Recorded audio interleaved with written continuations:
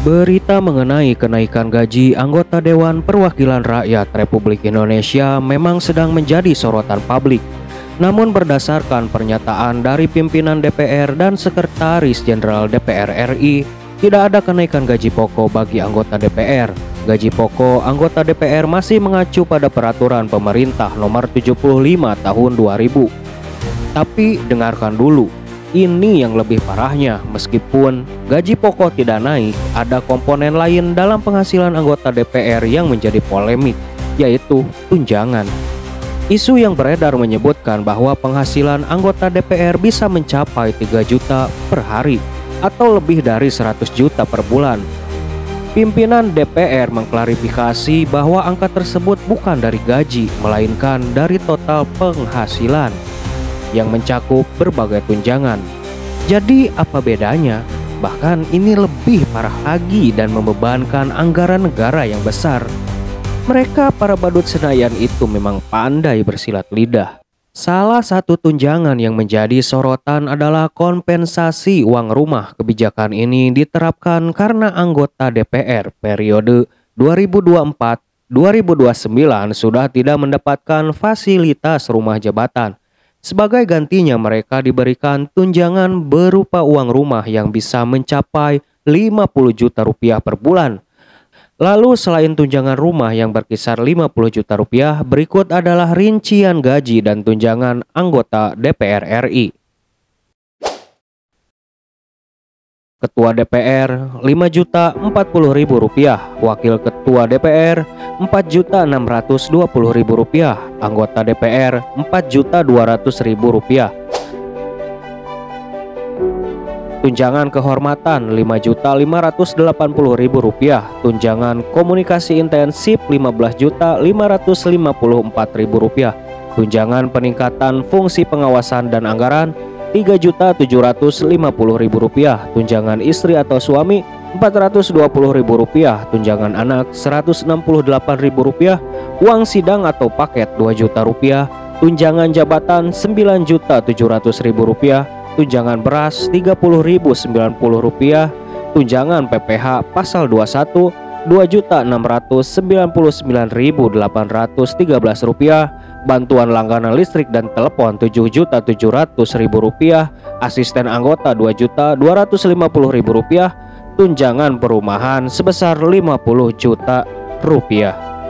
Ini belum termasuk tunjangan lain seperti uang harian dan uang representasi untuk perjalanan dinas. Jika semua komponen ini dijumlahkan, total penghasilan seorang anggota DPR bisa mencapai lebih dari 50 juta per bulan, bahkan bisa tembus 100 juta per bulan. Tunjangan rumah yang diberikan ini tidak diberikan untuk sekali dua kali, tapi setiap bulan selama periode mereka menjabat selama 5 tahun. Bayangkan olehmu berapa besar angka yang didapat. Sekarang mari kita hitung. 50 juta dikali 12 adalah 600 juta dikali 5 tahun. Selama periode mereka menjabat maka hasilnya adalah 3 miliar per orang. Jika total ini dikalikan dengan 580 anggota DPR, maka total anggaran yang dikeluarkan oleh negara hanya untuk tunjangan perumahan saja adalah 1,74 triliun. Saya tegaskan ini hanya tunjangan rumahnya saja, belum dari tunjangan-tunjangan yang lain yang angkanya fantastis. Silakan Anda menghitungnya sendiri dari data yang sudah saya bagikan di atas. Karena saya terlalu sakit hati untuk menghitungnya lagi sendiri. Angkanya akan lebih besar dari hasil kalkulasi tunjangan rumah. Secara finansial, pemberian tunjangan rumah jauh lebih boros dan membebani anggaran negara dibandingkan biaya pemeliharaan rumah dinas. Meskipun biaya perawatan rumah dinas bisa membengkak, totalnya masih lebih rendah jika dibandingkan dengan total tunjangan perumahan yang diberikan secara tunai. Kebijakan ini juga dianggap kurang transparan dan berpotensi menimbulkan pemborosan karena anggota DPR bisa menggunakan uang tersebut untuk hal lain di luar sewa atau beli rumah. Hal ini berbeda dengan rumah dinas yang asetnya tetap milik negara. Jadi ya, sebagai rakyat yang menggaji mereka kita hanya bisa mengelus dada, terasa sesak dengan semua ketidakadilan ini. Kita membayar mereka hanya untuk membuat kebijakan agar mereka lebih kaya lagi. Mereka bersenang-senang, joget-joget, dan larut dalam euforia. Nampak juga wajah yang sudah tak asing seperti Eko Patrio yang begitu menikmati kesenangan itu. Dan ada juga uya-kuya yang nampak sumringah setelah semua ini disahkan. Diperparah, beberapa pemerintahan daerah mulai berani secara terang-terangan untuk menaikkan pajak hingga ratusan persen. Sebenarnya jika saya ingin bersikap netral untuk kasus ini, sebenarnya saya tidak peduli jika gaji mereka 1 miliar sehari pun asalkan seimbang dengan kinerja dan membuat rakyat sejahtera. Ini mah kan boro-boro kita sudah bayar kalian mahal-mahal untuk kerja, malah molor, malah main judi saat rapat berlangsung.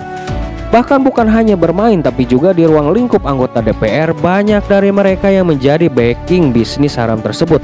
Hal ini sudah terungkap oleh PPATK sekitar tahun 2024 lalu. Jadi mungkin akan timbul pertanyaan dari kalian, apakah presiden dan wakilnya tidak bisa menghentikan semua ini? Jadi begini, menurutku negara kita menganut sistem trias politika di mana sistem dibagi menjadi legislatif, eksekutif, yudikatif. Legislatif itu adalah DPR, eksekutif presiden dan wakilnya, dan yudikatif di dalamnya ada MA dan MK.